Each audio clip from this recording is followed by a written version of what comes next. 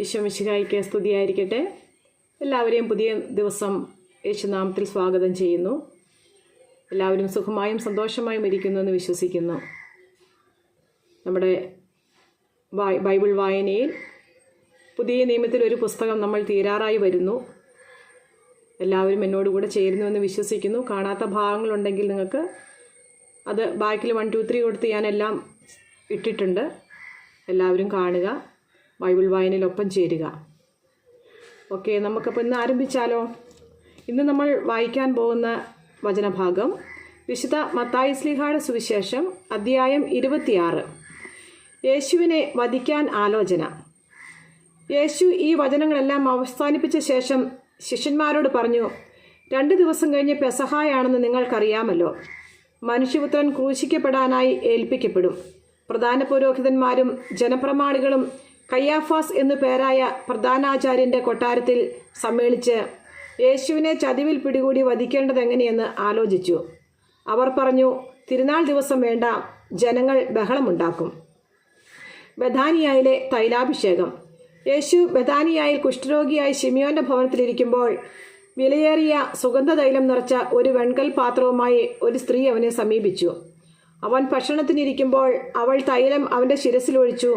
ഇത് കണ്ട ശിഷ്യന്മാർ കോപത്തോടെ പറഞ്ഞു, എന്തിനീ പാഴ്ചെലവ്? ഈ സുഗന്ധതൈലം നല്ല വിലയ്ക്ക് വിറ്റ് ദരിദ്രർക്ക് കൊടുക്കാമായിരുന്നില്ലേ? യേശു ഇത് ഗ്രഹിച്ച് അവരോട് പറഞ്ഞു, എന്തിനു നിങ്ങൾ ഈ സ്ത്രീയെ വിഷമിപ്പിക്കുന്നു? ഇവൾ എനിക്ക് വേണ്ടി ഒരു നല്ല കാര്യം ചെയ്തിരിക്കുന്നു. ദരിദ്രർ എപ്പോഴും നിങ്ങളോട് കൂടെയുണ്ട്, ഞാനാകട്ടെ എപ്പോഴും നിങ്ങളോട് കൂടെ ഉണ്ടായിരിക്കുകയില്ല.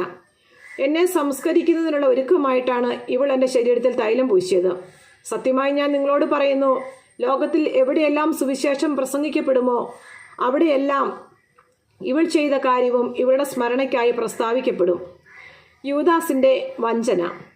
12 പേരിൽ ഒരുവനായ യൂദാസ്കറിയാത്തോ പ്രധാന പുരോഹിതന്മാരുടെ അടുത്ത് ചെന്ന് ചോദിച്ചു, ഞാൻ അവനെ നിങ്ങൾക്ക് ഏൽപ്പിച്ചു തന്നാൽ നിങ്ങൾ എനിക്ക് എന്തു തരും?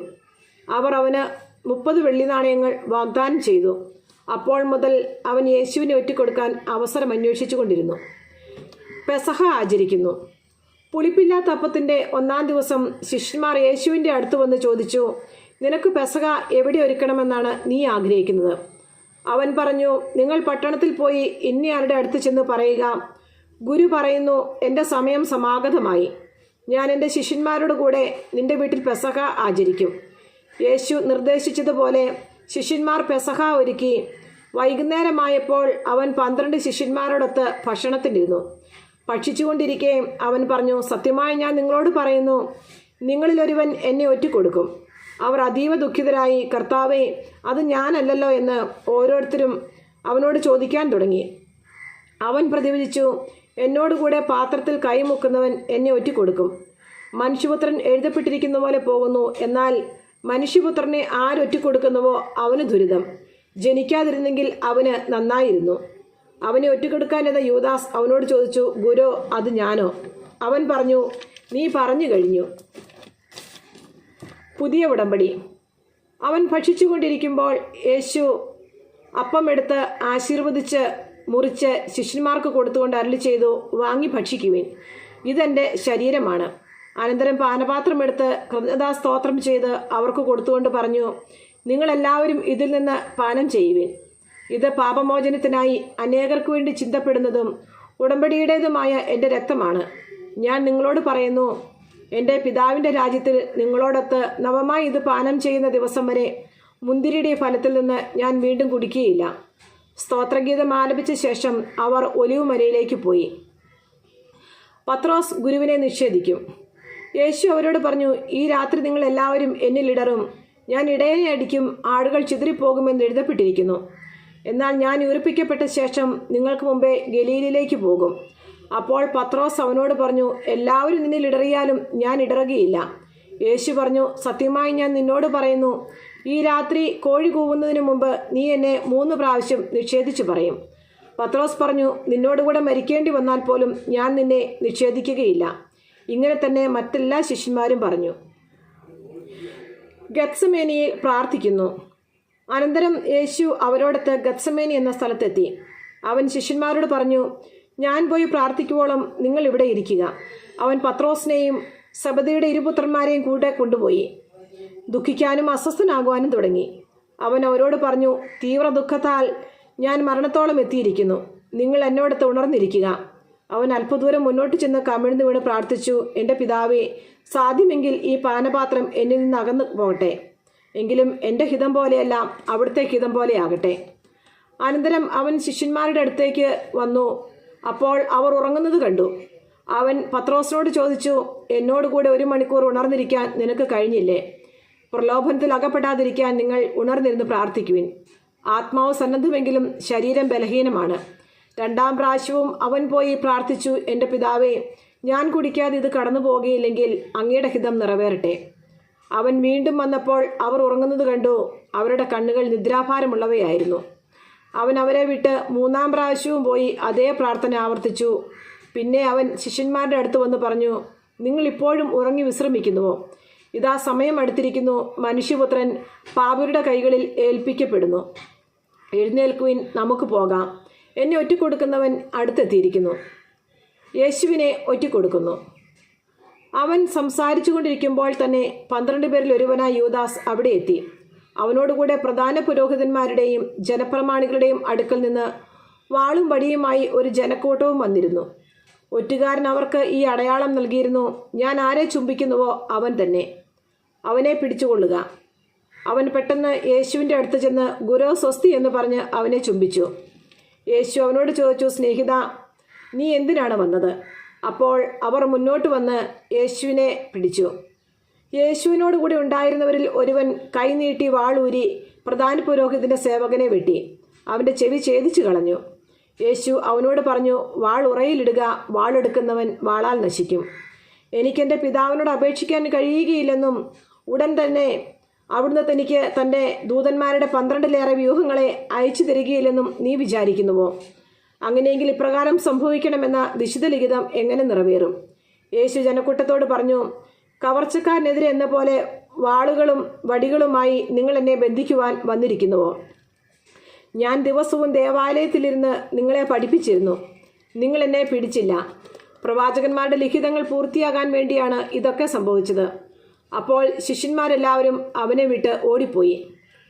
ന്യായാധിപ സംഘത്തിൻ്റെ മുമ്പിൽ യേശുവിനെ പിടിച്ച് ബന്ധിച്ചവർ പ്രധാന പുരോഹിതനായ കയ്യാഫസിൻ്റെ അടുത്തേക്ക് അവനെ കൊണ്ടുപോയി. അവിടെ നിയമജ്ഞരും ശ്രേഷ്ഠന്മാരും സമ്മേളിച്ചിരുന്നു. പ്രധാന പുരോഹിതൻ്റെ മുറ്റം വരെ പത്രോസ് അവനെ അല്പം ദൂരെയായി അനുഗമിച്ചു. അനന്തരം അവൻ അകത്തു കിടന്ന് അവസാനം എന്താകുമെന്ന് കാണാൻ പരിചാരകന്മാരോട് കൂടെ ഇരുന്നു. പ്രധാന പുരോഹിതന്മാരും ന്യായാധിപ സംഘം മുഴുവനും യേശുവിനെ മരണത്തിന് ഏൽപ്പിച്ചു കൊടുക്കേണ്ടതിന് അവനെതിരെ കള്ളസാക്ഷ്യം അന്വേഷിച്ചു.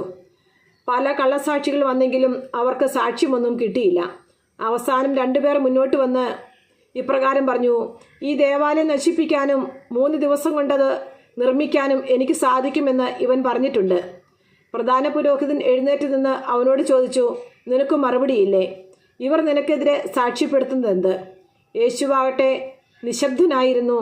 അപ്പോൾ പ്രധാന പുരോഹിതൻ അവനോട് പറഞ്ഞു, ജീവിക്കുന്ന ദൈവത്തിൻ്റെ നാമത്തിൽ ആണയിട്ട് ഞാൻ നിന്നോട് ചോദിക്കുന്നു, നീ ദൈവപുത്രനായ ക്രിസ്തുവാണോ എന്ന് ഞങ്ങളോട് പറയുക.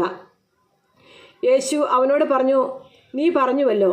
എന്നാൽ ഞാൻ നിന്നോട് പറയുന്നു, ഇപ്പോൾ മുതൽ മനുഷ്യപുത്രൻ ശക്തിയുടെ വലതുഭാഗത്ത് ഉപവിഷ്ടനായിരിക്കുന്നതും വാനമേഘങ്ങളിൽ വരുന്നതും നിങ്ങൾ കാണും. അപ്പോൾ പ്രധാന പുരോഹിതൻ മേലങ്കി കീറിക്കൊണ്ട് പറഞ്ഞു, ഇവൻ ദൈവദൂഷണം പറഞ്ഞിരിക്കുന്നു. ഇനി സാക്ഷികളെ കൊണ്ട് നമുക്ക് എന്താവശ്യം? ഇതാ ദൈവദൂഷണം നിങ്ങൾ ഇപ്പോൾ കേട്ടുവല്ലോ. നിങ്ങൾക്ക് എന്തു തോന്നുന്നു? അവൻ പ്രതിവചിച്ചു, അവൻ മരണത്തിനർഹനാണ്. അനന്തരം അവർ അവൻ്റെ മുഖത്ത് തുപ്പുകയും അവനെ അടിക്കുകയും ചെയ്തു. ക്രിസ്തുവെ, നിന്നെ അടിച്ചതാരെന്ന് ഞങ്ങളോട് പ്രവചിക്കുകയെന്ന് പറഞ്ഞുകൊണ്ട് മറ്റു ചിലർ അവൻ്റെ കരണത്തടിച്ചു. പത്രോസ് യേശുവിനെ തള്ളി പറയുന്നു. പത്രോസ് പുറത്ത് മുറ്റത്തിരിക്കുകയായിരുന്നു. ഒരു പരിചാരിക അവനെ സമീപിച്ച്, നീയും ആ ഗലീലക്കാരനായ യേശുവിനോട് കൂടെ ആയിരുന്നല്ലോ എന്ന് പറഞ്ഞു. നീ പറയുന്നത് എന്താണെന്ന് ഞാൻ അറിയുന്നില്ല എന്ന് അവരുടെ എല്ലാം മുമ്പാകെ അവൻ നിഷേധിച്ചു പറഞ്ഞു. അവൻ കവാടത്തിലേക്ക് പോയപ്പോൾ മറ്റൊരു പരിചാരിക അവനെ കണ്ടു. അവൾ അടുത്തു നിന്നവരോട് പറഞ്ഞു, ഈ മനുഷ്യനും നസ്രായനായ യേശുവിൻ്റെ കൂടെയായിരുന്നു. ഞാനിവനെ അറിയുകയില്ല എന്ന് അവൻ വീണ്ടും ആണയിട്ട് നിഷേധിച്ചു. കുറെ കഴിഞ്ഞപ്പോൾ അടുത്തു നിന്നിരുന്നവർ പത്രോസിനെ സമീപിച്ചു പറഞ്ഞു, നീ അവരിൽ ഒരുവനാണ് തീർച്ച. നിന്റെ സംസാര രീതി തന്നെ ഇത് തെളിയിക്കുന്നു. പത്രോസ് ആകട്ടെ, ഞാൻ ആ മനുഷ്യനെ അറിയുകയില്ല എന്ന് പറഞ്ഞ് ശപിക്കാനും ആണയിടാനും തുടങ്ങി. ഉടനെ കോഴി കൂകുന്നതിന് മുമ്പ് 3 പ്രാവശ്യം നീ എന്നെ നിഷേധിക്കുമെന്ന് യേശു പറഞ്ഞ വാക്കുകൾ അപ്പോൾ പത്രോസ് ഓർമ്മിച്ചു. അവൻ പുറത്തുപോയി ഹൃദയം നൊന്ത് കരഞ്ഞു.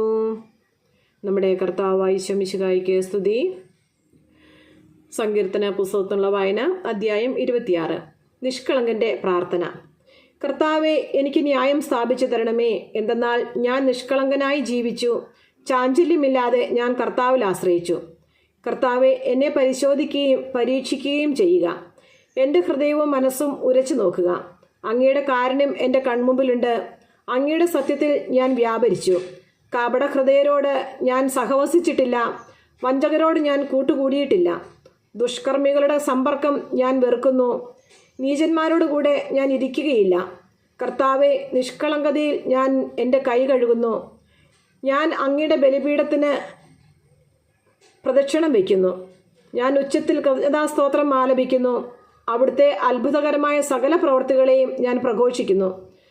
കർത്താവെ, അങ്ങ് വസിക്കുന്ന ആലയവും അങ്ങയുടെ മഹത്വത്തിൻ്റെ ഇരിപ്പിടവും എനിക്ക് പ്രിയങ്കരമാണ്. പാപികളോടുകൂടെ എൻ്റെ ജീവനെ തൂത്തെറിയരുതേ, രക്തദാഹികളോടുകൂടെ എൻ്റെ പ്രാണനെയും. അവരുടെ കൈകളിൽ കുതന്ത്രങ്ങളാണ്, അവരുടെ വലതു കൈ കോഴ കൊണ്ട് നിറഞ്ഞിരിക്കുന്നു. ഞാനോ നിഷ്കളങ്കതയിൽ വ്യാപരിക്കുന്നു. എന്നെ രക്ഷിക്കുകയും എന്നോട് കരുണ കാണിക്കുകയും ചെയ്യണമേ. നിരപ്പായ ഭൂമിയിൽ ഞാൻ നിലയുറപ്പിച്ചിരിക്കുന്നു. മഹാസഭയിൽ ഞാൻ കർത്താവിനെ വാഴ്ത്തും. ദൈവമായ കർത്താവിന് സ്തുതി.